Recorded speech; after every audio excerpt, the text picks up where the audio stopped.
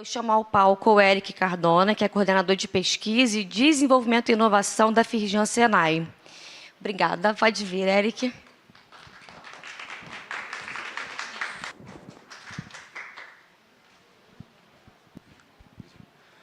Bom dia a todos.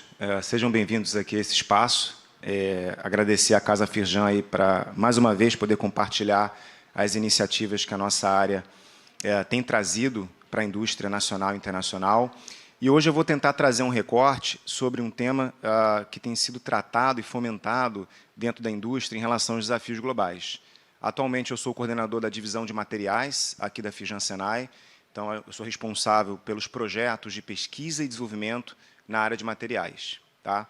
Bom, antes da gente começar a falar sobre o papel da inovação em fibras no futuro da indústria, eu gostaria de contextualizar um pouco como foram os últimos 7, 8 anos, quando a gente fala de ondas tecnológicas.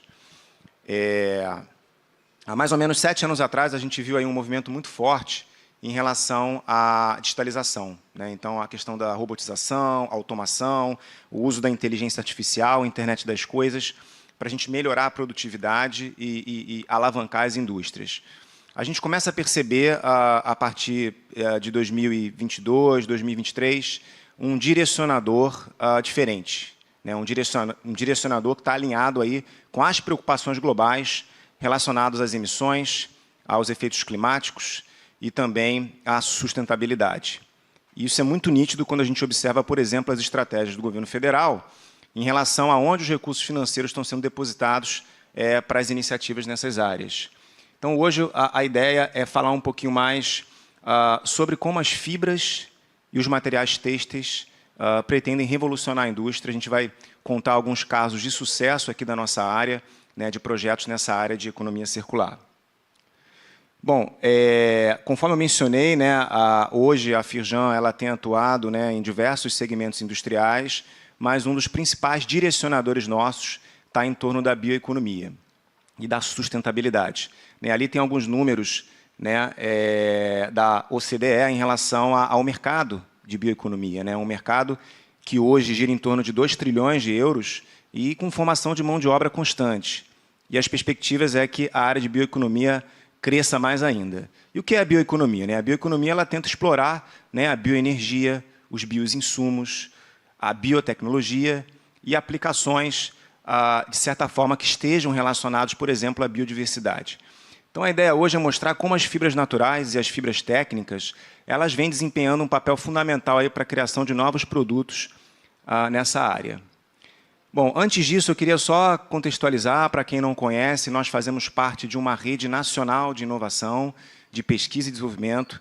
Essa rede hoje é composta por 28 institutos de inovação, que são espalhados por vários estados do Brasil, e mais 60 unidades de tecnologia, né? Bem similar à estrutura da Embrapa que a gente tem aqui no Brasil. E aí a gente tem 3 grandes polos, né? Um que fica em Vila Isabel, um na Tijuca, e outro no Parque Tecnológico da FRJ. No nosso polo de pesquisa e desenvolvimento, nós temos um centro de pesquisa hoje, onde roda 4 institutos de inovação, né? O Instituto de Química Verde, de Inspeção e Integridade de Sistemas Virtuais de Produção e de Biosintéticos e Fibras, nada mais, nada menos que áreas de competência onde a gente consegue, de forma integrada, desenvolver soluções para as indústrias. E muito saudável, né, a localização desse centro de pesquisa, porque a gente está ali no Parque Tecnológico da FRJ, muito próximo da academia, né, muito próximo do ecossistema de inovação.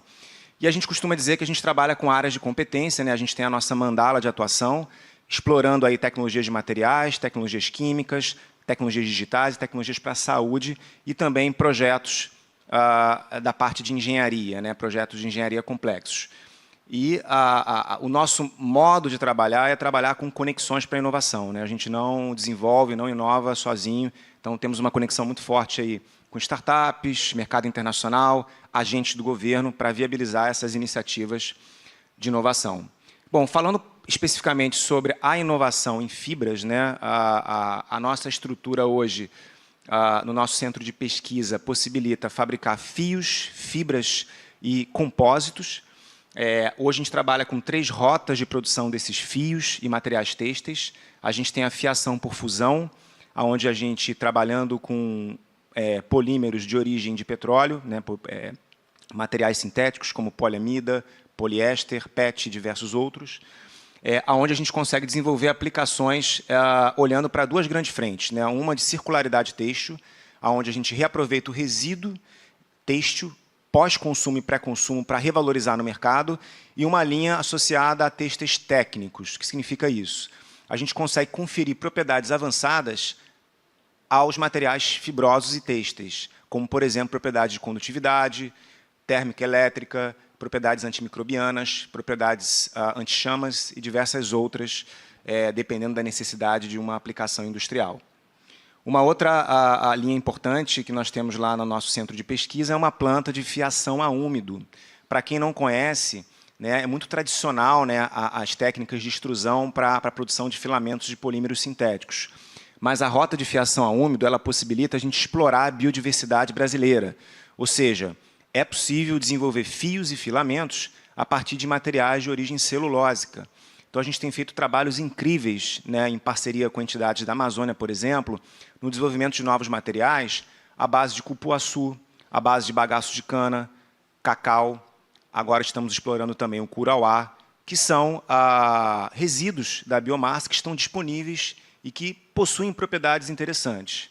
Temos uma área também que trabalha também com a extração de bioinsumos, né, bioóleos, mas a área de fibras tem explorado mais, né, o desenvolvimento desses materiais sustentáveis. Uma vantagem desse sistema é que ele não trabalha com temperaturas altas, então você pode trabalhar com diversos materiais celulósicos que são termossensíveis. Uma outra técnica também de produção de fios que nós temos lá no nosso centro de pesquisa é a eletrofiação. A eletrofiação ela traz um conceito da produção de não tecidos. Eu não sei se todos estão a par, né? O tecido é quando nós temos uma trama e um urdume, né? Você realiza uma costura para construir uma estrutura têxtil. O não tecido é quando as fibras elas estão aleatórias, muito comum em forros, né, e outros tipos de materiais. Então, com essa tecnologia, a gente consegue desenvolver não tecidos em escala nanométrica e micrométrica. Isso possibilita diversas aplicações na área de saúde, farmacêutica, desenvolvimento de curativos com liberação de fármacos de forma controlada e até membranas que possam ser utilizadas, por exemplo, para a captura de CO2. Então, é um equipamento bem versátil que também está disponível lá na nossa unidade de pesquisa. Mas vamos lá, o que a gente tem feito em relação à aplicação de fibras e materiais têxteis na indústria, olhando aí para esses dois grandes blocos que eu comentei, né? Um bloco de sustentabilidade, onde a gente trabalha com a economia circular e o reaproveitamento desses resíduos dentro da indústria, e uma linha de têxteis técnicos, que, claro, né, hoje quem explora mais aplicações de fibras avançadas e têxteis técnicos são as grandes indústrias, né? Porque é uma tecnologia que é a médio e longo prazo, né? Quando a gente fala, por exemplo, de TRL, né, Technology Readiness Level, que é aquela nossa régua de maturidade tecnológica de um produto ou um processo inovador, né, uma régua que foi criada pela NASA, a gente olha que algumas tecnologias elas estão prontas para serem aplicadas nos dias atuais e outras tecnologias a gente estuda pensando no horizonte futuro. E os têxteis técnicos eles vêm com essa pegada de incorporar materiais avançados na estrutura de fibras para conseguir desenvolver têxteis inteligentes que possam, por exemplo, embarcar sensores e que possam, por exemplo, monitorar a nossa saúde em tempo real, né, e enviar dados para um aplicativo, por exemplo. Esse é um projeto bem legal, é um projeto que foi realizado com a Altenburg, né, quando a gente vai lá na Camicado, quando a gente vai nas lojas de cama, mesa e banho, né, a gente vê aqueles lençóis maravilhosos, né, de muitos fios. Essa empresa é uma empresa tradicional, né, tem mais de 100 anos, é uma empresa do Sul. E todos lembram lá daquele episódio da Boate Kiss, né, quando pegou fogo. Né, e aí um dos grandes problemas desse incidente foi a fumaça, né, a fumaça que foi gerada, tóxica, e também que o forro ele pingava. Então, isso também gerou aí, uma série de problemas de saúde para aqueles que estavam naquele momento. Então, esse projeto ele vem como uma resposta a essa iniciativa. Né, a gente desenvolveu uma rota verde sustentável para a produção de master beds e não tecidos que são mais sustentáveis, que não geram fumaça e que não gotejam. Né, foi bem interessante, foi a primeira patente dessa empresa depois de 100 anos, é uma empresa familiar. Eles ficaram bem animados e mandaram uma placa para a gente aí com a patente do INPI. Não sei se todos sabem, mas as patentes verdes que são solicitadas ao INPI, elas saem com uma velocidade maior. né, devido a essa questão da sustentabilidade.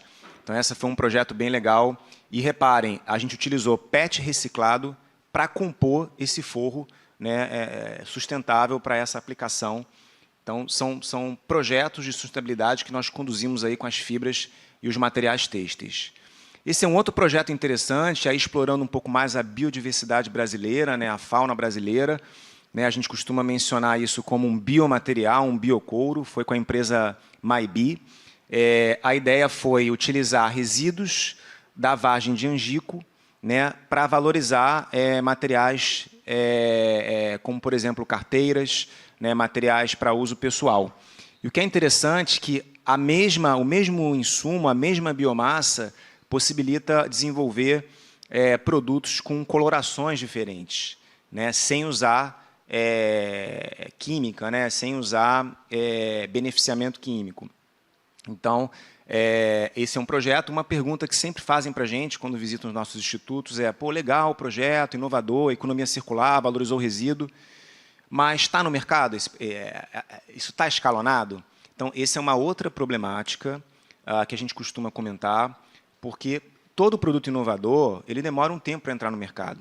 Então, você precisa incentivar mais iniciativas para que o mercado fique mais competitivo e que o preço caia.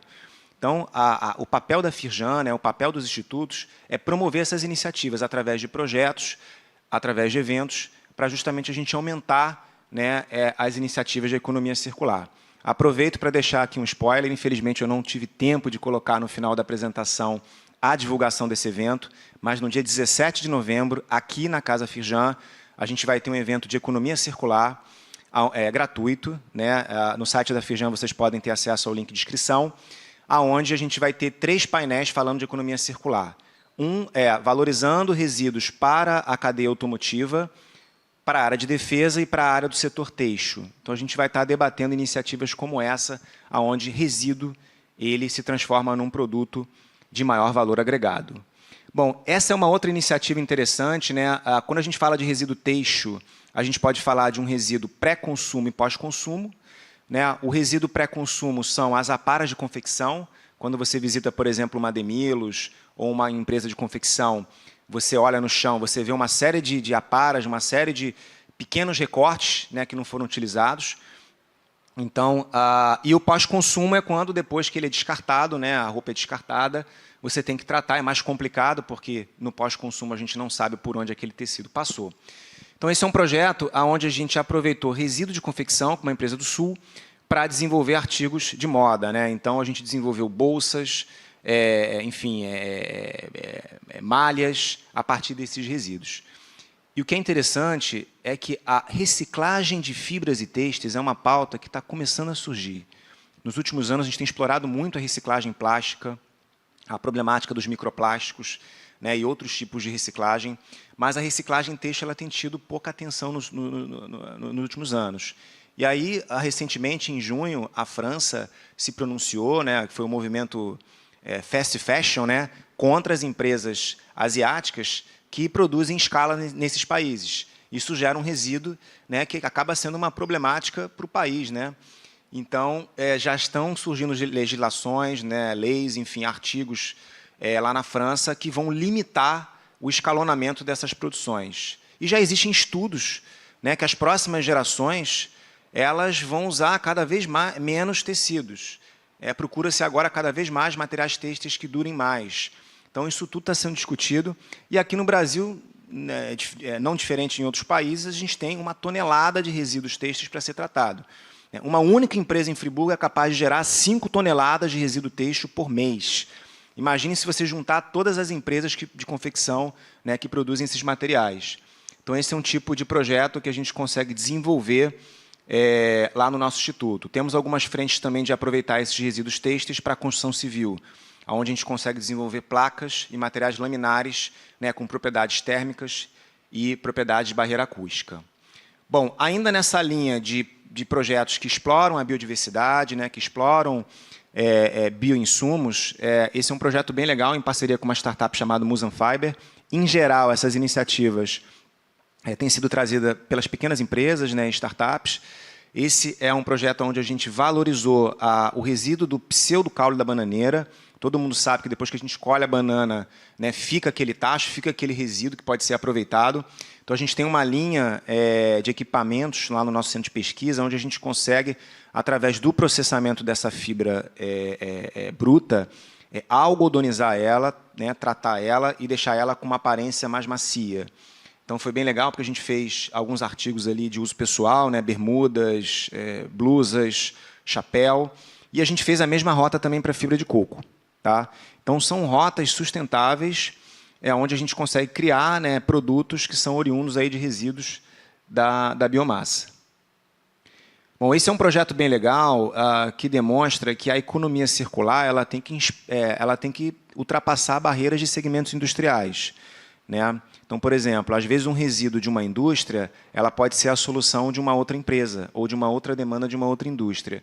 Então, nós da Firjan também temos esse papel de conectar esses agentes. Então, esse foi um projeto oriundo aí das iniciativas do antigo Rota 2030 do governo federal, que hoje é conhecido como Programa Mover, onde as montadoras elas têm vamos dizer assim, uma iniciativa para usar alguns recursos de P&D. Então, esse foi um projeto onde a gente valorizou o resíduo de fardas do Exército. Né? Repare que, como qualquer outra entidade que trabalha com fardas, com uniformes, eles chegam no fim de vida útil e eles têm que ser descartados. Então, em geral, eles são incinerados, e aí ocorre a emissão de gases, né, para a atmosfera, ou eles enterram, né, fazem aterros, que também é um problema ambiental grave. Então, a ideia foi evitar que isso aconteça, e não só isso. Esse é um projeto que ele tem um cunho social, porque eu estou evitando que uniformes militares sejam desviados enfim, para bandidagem, enfim, para o crime organizado aqui do estado do Rio de Janeiro, por exemplo, e do Brasil.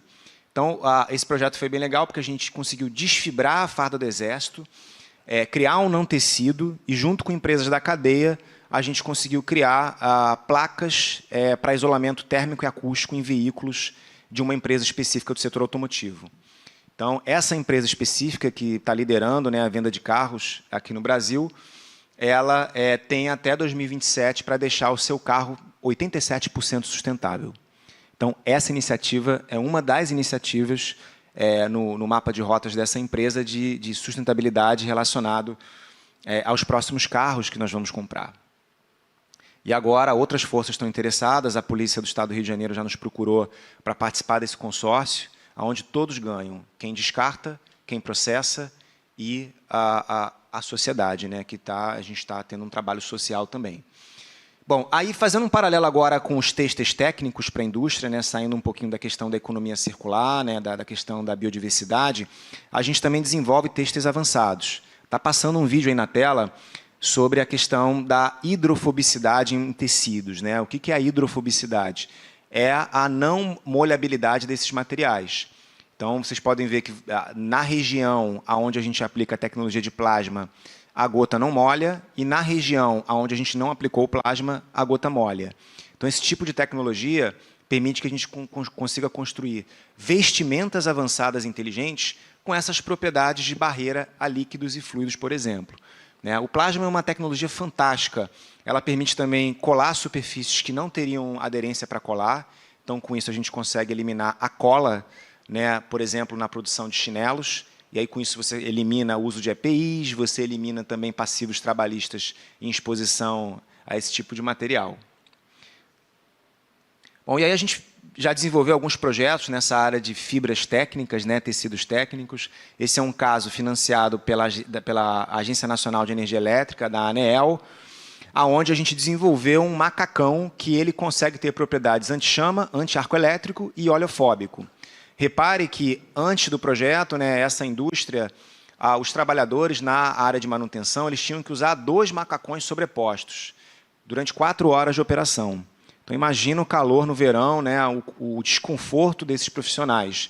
Então, a gente conseguiu desenvolver um único macacão que pudesse conter, no mesmo uniforme, essas 3 propriedades. E aí, voltando lá atrás, né, quando eu falei da planta de fiação a quente, né, que a gente chama, né, a parte do melt spinning, é um equipamento que eu consigo produzir fibras bicomponentes, ou seja, eu posso botar 2 tipos de fibras, uma que é anti-chama e outra que é anti-arco elétrico. E aí, com isso, você consegue ter um material híbrido. E a gente trabalha muito baseado em normas, né? Então, a gente consegue fazer uma série de testes de lavagens. A gente tem umas máquinas de lavar maravilhosas lá que a gente consegue reproduzir 5 vezes a velocidade de uma máquina de lavar caseira, onde a gente consegue verificar se as propriedades são mantidas depois de N lavagens. Então, isso é muito comum para quem desenvolve esses tipos de materiais avançados. E a gente também tem explorado muito o conceito de smart textiles, né? O que é isso? É o futuro das nossas roupas, né? O futuro da moda, né? Além da moda ser sustentável, ela também vai ser inteligente. Então, a gente vai ter sensores embarcados nas nossas roupas para medir a nossa pressão arterial, para medir nosso nível de glicose. A gente vai ter sensores, provavelmente, que vão abarcar informações nossas, que vão poder ser lidas através de um equipamento de RFID, por exemplo. A gente vai poder entrar em locais que têm questões ambientais complicadas com esse tipo de material. Então, esse é um projeto onde a gente trabalhou com polipropileno, né, um tipo de polímero, onde a gente incorporou grafeno dentro dessa fibra, no DNA da fibra. Para quem não conhece, grafeno é um material nanotecnológico que foi descoberto em 2004, com o Prêmio Nobel em 2010. É um material que está entre os minerais estratégicos do Brasil, junto com o nióbio, né, pelo fato da gente possuir a segunda maior reserva de grafite do mundo. Então, a gente tem matéria-prima abundante para a produção desse material. E é um material que ele traz propriedades mecânicas melhoradas, propriedades antimicrobianas, propriedades condutivas, térmicas, elétricas, anti-chamas e diversos outros atributos que você consegue colocar no DNA desse material. E, certamente, né, será o futuro aí dos tecidos inteligentes das indústrias. E esse é um outro projeto bem legal, apesar de a gente não estar falando aí de fibras, mas está falando de compósitos, e aí que contribui com a descarbonização da indústria, é uma tendência das grandes petroleiras, né, o pessoal da área de óleo e gás e da área de energia, de substituir materiais metálicos por materiais compósitos. Por quê? Qual o objetivo? Primeiro, porque a gente diminui a produção de aço na indústria de siderurgia, e com isso a gente descarboniza a indústria. Segundo, que esses materiais são mais leves que os materiais metálicos. E terceiro, que eles não sofrem corrosão. Então, também você elimina mais uma etapa de processo ali dentro da indústria de óleo e gás. E esses compósitos são compósitos que são utilizados, em geral, em pisos de plataforma, né, que são, vamos dizer assim, locais onde o controle normativo é um pouco mais reduzido.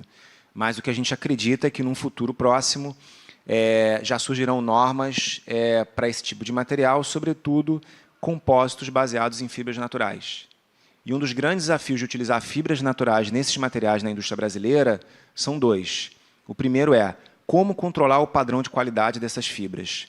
Porque, por exemplo, uma fibra de bambu, uma fibra de curauá, uma fibra de algodão, ela pode variar a sua qualidade ao longo dos meses, né, dependendo das condições climáticas. E o outro problema é o escalonamento.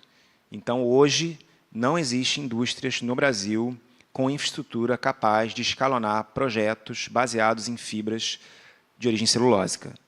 São iniciativas entre as instituições, né, de pesquisa e desenvolvimento, universidades, alguns testes pilotos em algumas indústrias, mas a gente acredita que nos próximos 5 anos a exploração da fauna e flora nacional, a biodiversidade, ela vai ser cada vez mais crescente. E nós aqui do Instituto Senai de Inovação, né, nós da Firjan Senai, estamos nos posicionando para entender essas rotas tecnológicas e os estudos de viabilidade técnico e econômico desses projetos. E dizer para vocês, para finalizar minha fala, que os institutos estão aqui para complementar o Vale da Morte, né, que conecta a universidade com a indústria final. Então, a gente não concorre nem com a universidade e nem concorremos muito menos com a indústria. Não podemos, pelo contrário. A gente é um elo de conexão entre esses agentes, não só na conexão, mas na coexecução desses projetos. Então, as nossas unidades possuem credenciamentos na Agência Nacional de Petróleo, na Embrapi e no CAT, que são instrumentos financeiros onde a gente consegue financiar projetos de pesquisa com as indústrias. Então, a indústria quer inovar, mas ela está receosa, ela tem um risco daquele P&D não dar certo. Então, a gente coloca um recurso financeiro da Embrapi, por exemplo, e do próprio Senai, para justamente o empresário né, caminhar junto com a gente nesse risco financeiro e a gente conseguir inovar junto.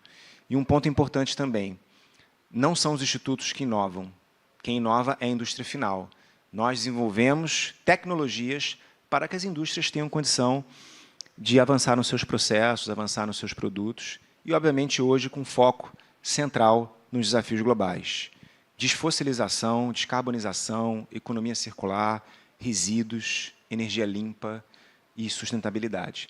Então, eu queria assim, fechar a apresentação para fazer um contraponto, porque muitas apresentações e painéis do Festival de Futuros Possíveis desse ano estavam falando sobre tecnologias digitais, inteligência artificial, mas a gente não pode esquecer que o meio ambiente está precisando dessas iniciativas e está precisando que a gente se junta para desenvolver projetos, né, e apoiar aí, vamos dizer assim, o nosso ambiente nacional, sobretudo diante de um cenário geopolítico muito instável, né? Então, a produção de matérias-primas nacionais, a produção de rotas nacionais é fundamental para a nossa soberania, né? Então, é isso. Mais uma vez, agradeço aí à Casa Firjan pela oportunidade e sigo à disposição aí para dúvidas e perguntas, caso existam.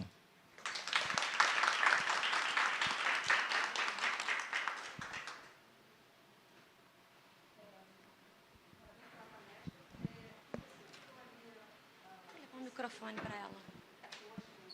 Desculpa, não estou conseguindo ouvir. Olá, tudo bem? Parabéns pela palestra. Você mostrou ali um tratamento hidrofóbico para tecidos. E isso é bastante importante para diversas áreas da indústria, né? Falo aqui da área hospitalar, que é onde normalmente eu atuo. Em que fase está esse projeto? E se esse tratamento, qual é a duração dele? Porque um desafio que a gente tem hoje é porque os produtos químicos que tratam os tecidos hidrofóbicos, eles têm validade, ou validade por conta da temperatura, ou validade de uso mesmo, né, daquele tecido. Então, eu queria saber como é que está isso e se são resistentes à autoclavagem. Obrigado pela pergunta técnica. Bom, hoje a indústria de plasma ela ainda está bem caminhando, assim, ela não está ainda num processo de escalonamento. Hoje as indústrias que têm utilizado mais a tecnologia de plasma é o setor automotivo, por questão da pintura, né? Eles aplicam plasma para melhorar a qualidade da pintura. Mas a sua dúvida ela vai depender do tipo de material, o tipo de compósito, o tipo de polímero, porque para cada condição você vai ter uma durabilidade específica. Só vou citar um exemplo, por exemplo. A gente tem lá no nosso mostruário o caso da união do TPU, que é o poliuretano, com o polipropileno PP. Né? Então, são dois materiais plásticos que, se você encostar um no outro, eles não grudariam. Ao aplicar o plasma, eles ficam grudados como se tivesse aplicado uma cola. Nesse caso, o nosso já está há 2 anos ali, o corpo de prova. A gente sempre faz a demonstração, puxa, então está bem fixo. A gente já aplicou também plasma num projeto para Colgate, né, em relação ao fio dental. Né, o fio dental ele sai, né, da indústria não esterilizado, então a tecnologia de plasma ela possibilita ter um ganho, né, nesse processo. A nível de TRL 5, 4, 5, 6, entre 4 e 6, que são os protótipos validados em ambiente semi-relevante, a gente está bem avançado. Agora, quando você me traz uma demanda que você tem que escalonar o processo, aí acho que a indústria ainda precisa caminhar um pouquinho nessa direção. E um outro ponto importante também é que depende se o seu objeto que você aplicou o plasma, se ele vai passar por condições adversas.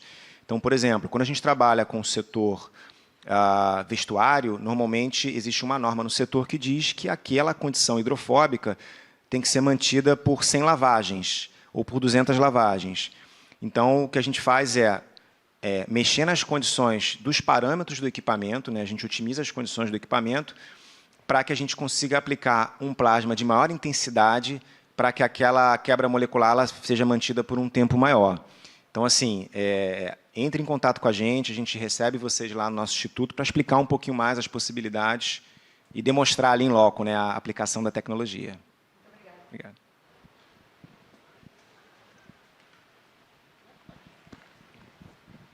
Bom dia, Eric. Parabéns pela apresentação. Eu tive a felicidade de ir lá no Instituto, né? Você fez a apresentação lá e ver em loco é fabuloso tudo que você apresentou aqui. Então, fica o convite para quem está aqui e não conhece, né? Ir lá. A minha dúvida é quando você falou que não existe no Brasil fábrica ainda que seja capaz de fazer, acho que a exploração da celulose, é isso? Pelo que eu entendi? Na verdade, em 2 momentos eu falei isso. Eu falei um durante a apresentação e um agora. Eu falei assim, o escalonamento da tecnologia de plasma hoje é limitado, né? O plasma é a quinta força da matéria, onde você tem um gás que você ioniza ele, né? Gera uma descarga nele, e aí ele tem propriedades de remover, quebrar ligações químicas numa superfície. Então, é uma alteração superficial. Então, hoje o setor automotivo tem explorado muito plasma, mas em outros segmentos ainda é uma barreira por causa do consumo energético. É a mesma história do hidrogênio verde, né? A gente já sabia que a eletrólise da água era viável quando a gente estudou lá na escola química básica, mas o hidrogênio não estava sendo utilizado porque você não tinha as energias renováveis maduras para alimentar o sistema. A tecnologia de plasma ela é similar. Você tendo, por exemplo, a gente está com um projeto que a gente vai aplicar na agricultura, plasma, né? Para a parte de maximização da qualidade dos fertilizantes. No ambiente de agricultura, ele tem já as placas solares. Se ele acopla isso num sistema de plasma, ele torna não só a rota dele mais verde, sustentável, e ele baixa o custo dessa aplicação. Já em outros setores, eles têm uma dificuldade maior de fazer isso. Já na apresentação, eu falei sobre a rota de fiação a úmido, que é uma rota que a gente produz fios e fibras e têxteis a partir de materiais de origem celulósica que não aguentam altas temperaturas por ser um material à base de celulose. O que eu quis dizer é que não existe planta de produção em escala desse tipo de planta que nós temos lá no Brasil. Se, por exemplo, algum cliente falar o seguinte, eu vou precisar escalonar o projeto da bananeira em toneladas de materiais têxteis. No caso da bananeira não, que a bananeira foi fiação tradicional. Por exemplo, do cupuaçu, o fio de cupuaçu que nós fizemos foi por essa rota. A gente hoje não conseguiria produzir em escala artigos à base de cupuaçu, porque não tem uma indústria de confecção hoje que tem esse tipo de planta escalonada.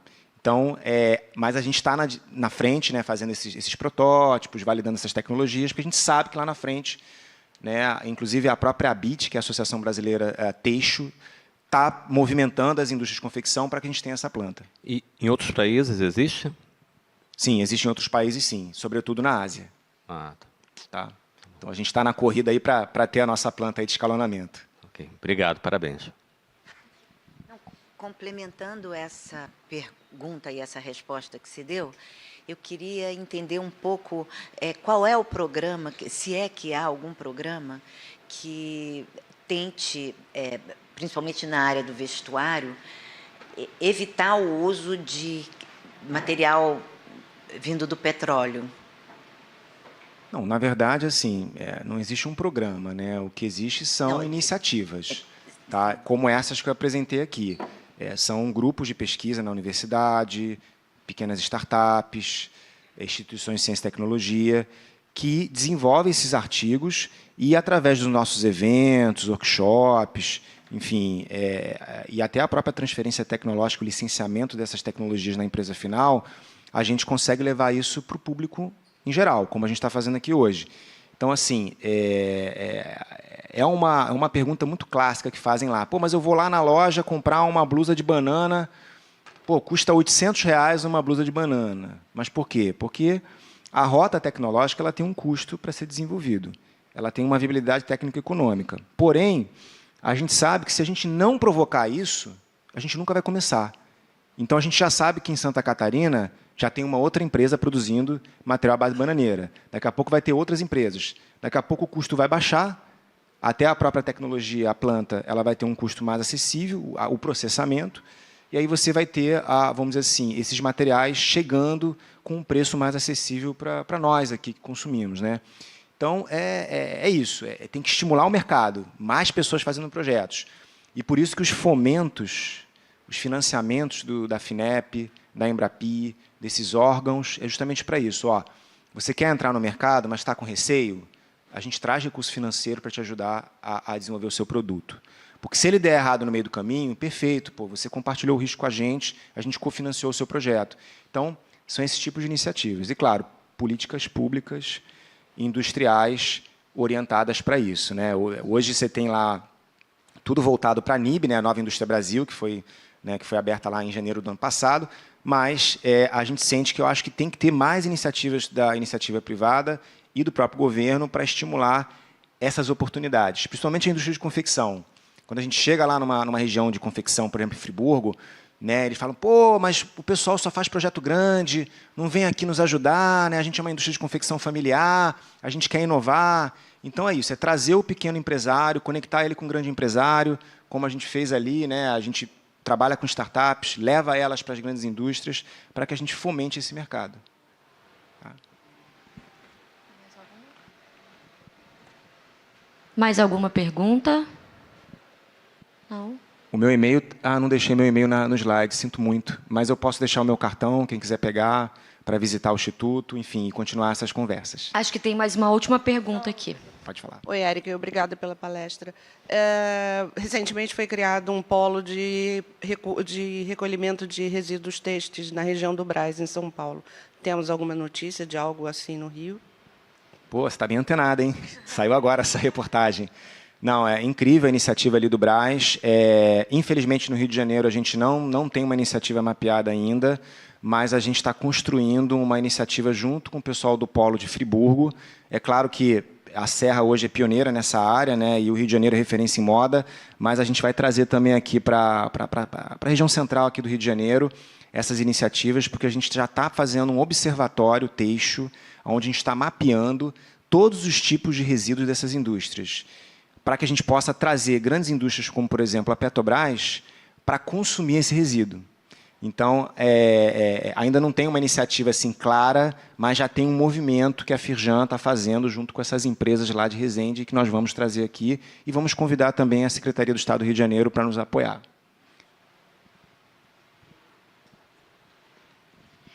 Bom, acho que é isso. Muito obrigada, Eric. Eu que agradeço.